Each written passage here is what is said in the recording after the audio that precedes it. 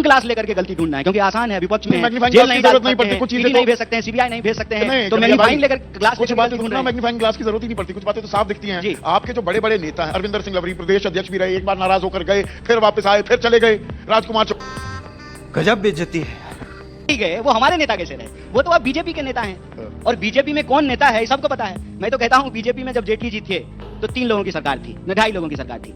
जब से जेटली जी चले गए अब तो 2 ही लोगों की सरकार है। 545 एमपी जो बने हुए हैं उनको खुद ही नहीं पता है कोई एमपी है कि नहीं है। जो छोड़ करके जा रहे हैं वो कितना वहां नेता बन के रहेंगे ये आप देख लीजिए। कांग्रेस अपने आप को करने की हम कोशिश सीटें कितनी? सीटें जितनी हो जाए हम तो यही कहेंगे दिल्ली की जनता से, जो सरकार बनवा दीजिए हमारी।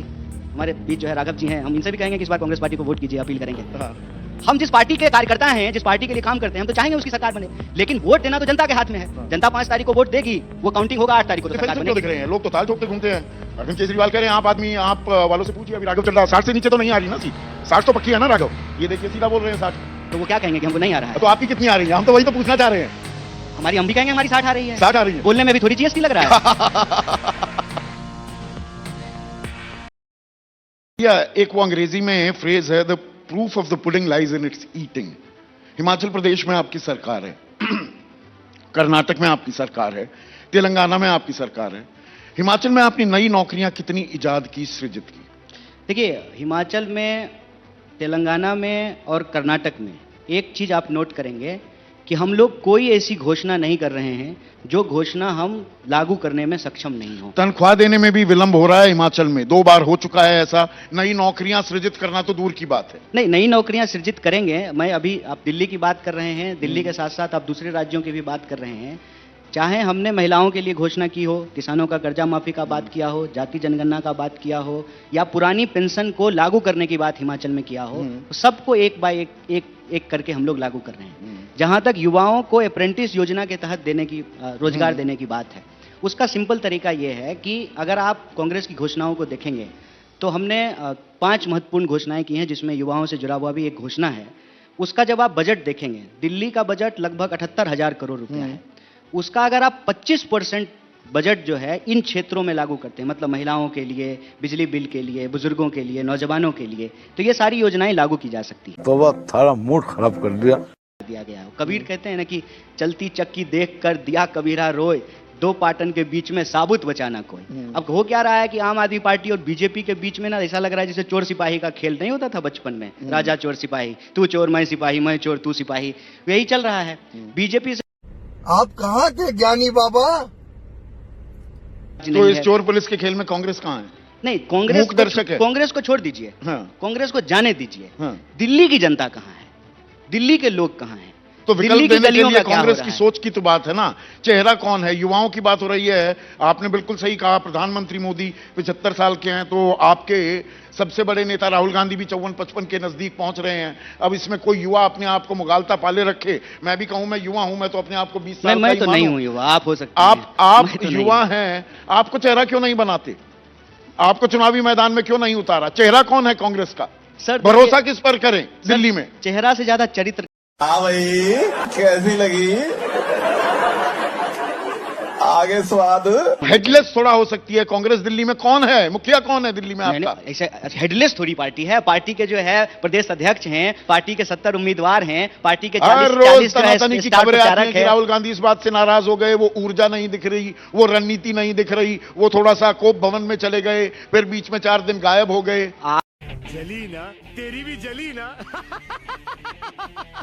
किम परमानम, हाथ कंगन को आरसी क्या, पढ़े लिखे को फारसी क्या। हम लोग जो है 20 किलोमीटर यहां से दाएं बाएं हो जाए, सच्चाई पता चल जाएगा। भरोसा नहीं होगा कि हम जो है देश की राष्ट्रीय राजधानी में हैं। आप चले जाइए आउटर दिल्ली में, आप चले जाइए रूरल एरिया में, आप चले जाइए झुग्गी कॉलोनी दिखाती में। है आम आदमी पार्टी। देखिए, चुनावी जीत से ही अगर कोई सही और गलत यही है, पैमाना बना हुआ है नहीं तो आजकल। यही पैमाना बना हुआ है, तब तो फिर मोदी जी भगवान हैं। फिर मोदी जी के खिलाफ लोग क्यों लड़ रहे हैं? मोदी जी के खिलाफ क्यों बोल रहे हैं? मोदी जी तो 3 बार चुनाव जीत लिए हैं, फिर तो मोदी जी भगवान हैं। नहीं, इस फिर बार तो- कहां जीते? आप तो कह रहे हैं 240 पर हमने समेट दिया इस नहीं, बार। मैं कह रहा हूं अगर ये पैमाना है तो हाँ। ये पैमाना नहीं हो सकता है। चुनाव जीतना सही और गलत का आखिरी पैमाना नहीं हो सकता है। चुनाव जीतना ठीक है, आपके पास मशीनरी है, आपके पास ताकत है, आपके तो पास कितने संगठन चुनाव है। और हारेंगे और ये दार्शनिक ज्ञान देते रहेंगे? जितना चुनाव जनता हराएगी उतना चुनाव हारेंगे, उसमें क्या है? हारने से दिक्कत नहीं है, हारने से दिक्कत नहीं, दिक्कत यह है कि लोग लड़ना बंद कर दिए हैं। हारिए ना, हारिए, लेकिन कन्हैया तो लड़िए। लड़ते रहते हैं, पर कभी बिहार में भेज दिया जाता है, कभी दिल्ली, और कभी फिर खाली बिठा दिया जाता है। नहीं, खाली हम कभी नहीं बैठते हैं सर। खाली क्यों बैठेंगे? पढ़े लिखे आदमी हैं, पीएचडी किए हैं, किताब पढ़ लेंगे, दुष्यंत की कविताएं पढ़ लेंगे। खाली क्यों बैठेंगे सर? ये फंस गया सीएम, इसे पार्टी की मीटिंग समझ के फंस गया। एक बात बताइए, पूर्वांचली इतना बड़ा मुद्दा बना, 30% से ज्यादा पूर्वांचली लोग हैं, आप खुद पूर्वांचली, उसका अपमान सम्मान की बात हो रही है, चेहरा कन्हैया को बना देते बेहतर नहीं होता कांग्रेस के लिए? नहीं सर, ये कोई बात नहीं है। देखिए, पूर्वांचली दिल्ली के एक महत्वपूर्ण भाग हैं। पूर्वांचलियों के साथ अन्याय होता है, वो अन्याय रुकना चाहिए, उनको भी जो कौन बराबर कर का रहा है सम्मान अन्याय? मिलना चाहिए, ठीक बात है। लेकिन सिर्फ पूर्वांचली नहीं रहते हैं दिल्ली में भाई। दिल्ली सबकी है, दिल्ली हम सबकी है। दिल्ली में तमाम क्षेत्र के लोग रहते हैं, तमाम इलाके के लोग रहते हैं। देखिए, यही दिक्कत है, हम जब बाइनरी बनाने लगते हैं ना, उससे लोकतंत्र का नुकसान होता है। पूर्वांचलियों का भी सम्मान हो, पंजाबियों का भी सम्मान हो, हरियाणवियों का भी सम्मान हो, जाट का भी सम्मान हो, गुजर का भी सम्मान हो, दलित का भी सम्मान हो, ब्राह्मण का भी सम्मान हो। देश तो ऐसा हो, उसका ऐसा निर्माण हो कि किसी के साथ कोई अपमान नहीं हो। हमको इस विचार पे पर चलना किसी चाहिए। महिला को हिरणी कहा जाए, किसी के गालों का जिक्र किया जाए, किसी ने बाप बदल लिया, ये शब्द जब इस्तेमाल होते हैं तो ये राजनीति किस तरफ जा रही है? देखिए, राजनीति में ना आजकल गिरने का कंपटीशन है, और जो जितना गिरा हुआ है वो उतने ज्यादा ऊंचे पद पर बैठा हुआ है। ये दुर्भाग्य तो है। काम को इनाम ना मिले, गाली को इनाम जरूर मिल रहा है। हाँ, मैंने आजकल इसी बात पे लोगों का चयन किया जा सकता है कि कौन कितना बदतमीज है। जाए पर इस इसे निकाला आक्रामक कैसे अंदाज ने के जरिए आपने भी बहुत अपने समर्थक बटोरे हैं, बहुत तालियां बटोरी हैं, जिसको अभी आप गरिया रहे हैं। बात तो सही है। हम बराबर हैं सर। आप एंकर हैं, हम स्पीकर हैं, लेकिन हमारा और आपका वोट बराबर है। हम दोनों मंच पे बैठे हुए तो ज्यादा काबिल नहीं है। हमारा वोट भी एक ही है और ये सामने जो बैठे लोग हैं इनका वोट भी एक ही है। देश का निर्माण तो इस तरीके से किया गया था ना, संविधान की व्यवस्था तो इस तरीके से कायम की तो गई इन थी। बातों पर गुस्सा आता है, पर जब आस्था का भी अपमान किया जाता है, आस्था बड़ी निजी होती है, पर यह कह देना कि भाई संगम में डुबकी लगाने से गरीबी दूर नहीं होगी, आस्था पर भी प्रहार कर बैठते हैं कई आस्था बार। पे उन्होंने प्रहार नहीं किया। मल्लिकार्जुन खड़गे की बात कर रहा हमारे हूं मैं। अध्यक्ष जी को रेफर कर रहे हैं, उन्होंने जी। आस्था पे प्रहार नहीं किया। आप पूरे स्टेटमेंट को सुनिए। उन्होंने कहा कि हम किसी के भी आस्था पर कोई प्रहार नहीं कर रहे हैं, हम सबके आस्था का सम्मान कर रहे हैं। लेकिन तर्कपूर्ण होना इस देश में गुनाह कैसे हो गया सर? नहीं नहीं, तर्क तो अपनी जगह बिल्कुल ठीक है, पर कोई ईद का मौका हो, कोई मुस्लिम त्योहार हो और वहां नमाज अदा की जा रही हो, आपको नमाज अदा करने से गरीबी दूर नहीं होगी, क्या उसे आप ठीक मानेंगे? देखिए, हम ये मुझे अपने घर जाना है। मुझे घर जाना है। विचार से आस्था प्रचार का रूप ले ले। जब धर्म जो है व्यक्तिगत आचार व्यवहार से राजनीतिक व्यापार का रूप ले ले, तो राजनीतिक व्यक्ति होने के चलते एक तर्कपूर्ण बात तो रखना पड़ेगा ना सर। अब ये कह करके जो है, ये कमजोर कड़ी है क्या, कमजोर नस है कांग्रेस की? ये धर्म और आस्था की चर्चा जहां आती है, वो कांग्रेस खुलकर अपनी बात क्या है क्लैरिटी से कहती हुई दिखाई नहीं देती। नहीं नहीं, अब कितना क्लैरिटी चाहिए इस वक्त में, जहां पर एक व्यक्ति को उसके धर्म और आस्था के आधार पर उसके राजनीतिक निर्णय को संकुचित करने का, मोड़ने का, कब्जा करने का दौर हो, वहां भी अगर कोई सच बोलने की हिम्मत कर रहा है, और हम बोलने दे, तकलीफ हुआ है बेचारे को, बोल बोल। हमने कहा है कि अगर आप वोट दीजिएगा धर्म के नाम पर, तो आप स्कूल की इच्छा बंद कर दीजिए। अगर आप वोट दीजिएगा जात के नाम पर, तो आप अस्पताल की इच्छा बंद कर दीजिए। वोट देंगे धर्म के नाम पर तो नौकरी कैसे मिलेगी सर? और हमने वोट कहा, धर्म के नाम पर जो आप मांगते हैं, जो पर्चे बांटे जा रहे हैं मुस्लिम बहुल इलाकों में, और उसमें कहा जा रहा है आम आदमी पार्टी पर भरोसा मत करो, ये चुपचाप बैठ गए थे शाहीन बाग को लेकर, सीए को लेकर कुछ नहीं बोले अरविंद केजरीवाल, ये सॉफ्टली। इसमें धर्म के नाम पे नहीं ये तो वोट मुसलमानों को आप वो कर रहे हैं ना अपनी तरफ आकर नहीं, नहीं, एक बात बताइए कि छोड़िए साथ अरविंद केजरीवाल का भरोसे लायक नहीं, ये धर्म की तो राजनीति कर रहे नहीं, धर्म की राजनीति नहीं है। हम तो हैं राहुल गांधी दिल्ली में वो सीलमपुर ही क्यों चुनते हैं, जो मुस्लिम बहुल इलाका है, जहां 60% के करीब मुस्लिम आबादी है। अच्छा, अगर यही बात कहिए कि अगर हम कह दें कि जो है पहली रैली जो है नांगलोई जाट में हुई, तो वो जो है हिंदू बहुल इलाका ही क्यों चुनते हैं? ये तो देखिए सर, आप खूबसूरत लग रहे हैं ना, तो सिर्फ आपकी खूबसूरती नहीं है, मेरी आंखों की भी खूबसूरती है कि हम आपको खूबसूरत रूप से देख पा रहे हैं।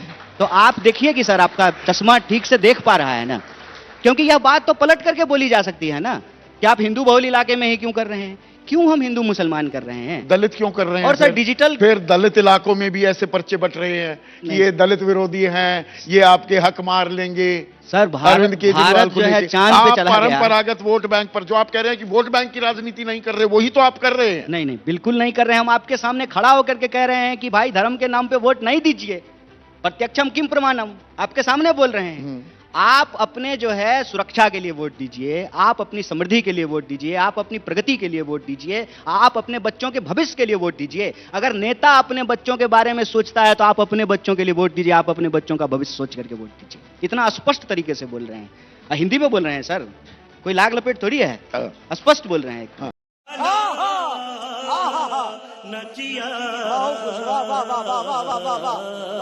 समझा पा रहे हैं, अपने ही घटकों को आप नहीं समझा पाते। सावरकर पर जब राहुल गांधी सवाल उठाते हैं, क्योंकि गोडसे का जिक्र आ गया और गोडसे के सीधे ताल्लुक वीडी सावरकर से भी थे, तो वहां पर तो शिवसेना कहने लगती है नहीं, सावरकर का अपमान नहीं करना चाहिए। नहीं, अपमान तो देखिए किसी का नहीं करना चाहिए, अपमान मतलब अपमान किसी का नहीं करना चाहिए। हाँ। लेकिन विचारधारा कोई चीज होती है।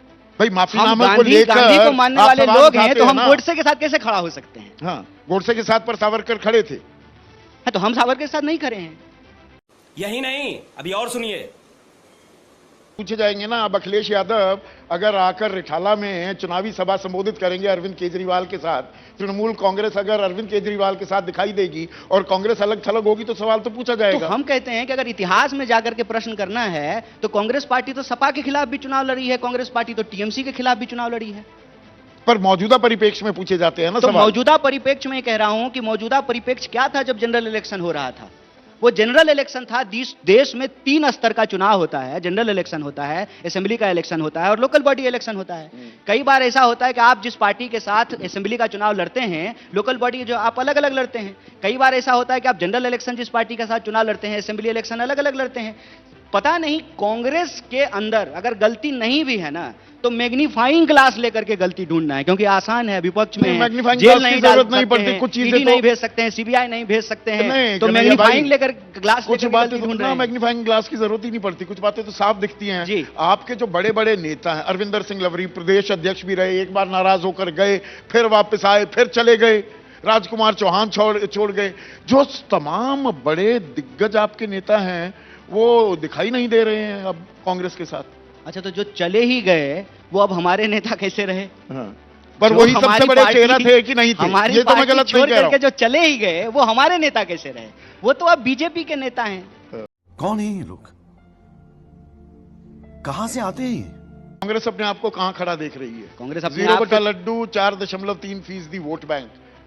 मतलब क्या आप इस बात से खुश हो जाएंगे? 100% जी हमने इजाफा कर दिया, 8% वोट बैंक कर दिया अपना। आप साहिल लुधियानवी का वो गाना सुने हैं? तो सुनाइए ना। मैं जिंदगी को उस मुकाम पे लाता चला गया, हर फिक्र को धुएं में उड़ाता चला गया। धुआं तो वैसे ही गम और बहुत- खुशी धुआं- में धुआं तो फर्क ना दिल्ली हो महसूस रखी हो है। जहां, हाँ। मैं दिल को उस मुकाम पे लाता चला गया। आप एक उद्देश्य से अगर राजनीति करते हैं, उस उद्देश्य को पूरा किए बिना चुनावी हार जीत से आप रुकना नहीं चाहिए आपको, और आपको रुकने की जरूरत नहीं है। और हमारा उद्देश्य यह है कि देश की राजनीति में देश के लोगों का सवाल केंद्र में हो। राजनीतिक बहस वो विमर्श हमेशा लोगों के बुनियादी सवाल के आधार पर होना चाहिए, और वो कितनी करने की सीटें- हम कोशिश कर रहे हैं। सीटें कितनी? सीटें जितनी हो जाए, हम तो यही कहेंगे दिल्ली की जनता से, जो सरकार बनवा दीजिए हमारी। हमारे बीच जो है राघव जी हैं, हम इनसे भी कहेंगे कि इस बार कांग्रेस पार्टी को वोट कीजिए, अपील करेंगे। हाँ। हम जिस पार्टी के कार्यकर्ता हैं, जिस पार्टी के लिए काम करते हैं, हम तो चाहेंगे उसकी सरकार बने, लेकिन वोट देना तो जनता के हाथ में है। हाँ। जनता 5 तारीख को वोट देगी, वो काउंटिंग होगा 8 तारीख को, तो सरकार डिफेंसिव क्यों बनेगी। दिख रहे हैं? लोग तो ताल ठोकते घूमते हैं। अरविंद केजरीवाल कह रहे हैं आप आदमी, आप वालों से पूछिए, अभी राघव चल रहा 60 से नीचे तो नहीं आ रही ना सीट। 60 तो पक्की है ना राघव? ये देखिए सीधा बोल रहे हैं 60। तो वो क्या कहेंगे कि हमको नहीं आ रहा है? तो आपकी कितनी आ रही है? हम तो वही तो पूछना चाह रहे हैं। हमारी, हम भी कहेंगे हमारी 60 आ रही है। 60 आ रही है। भगवान कसम, क्या प्रोग्राम दिखा दिया तूने।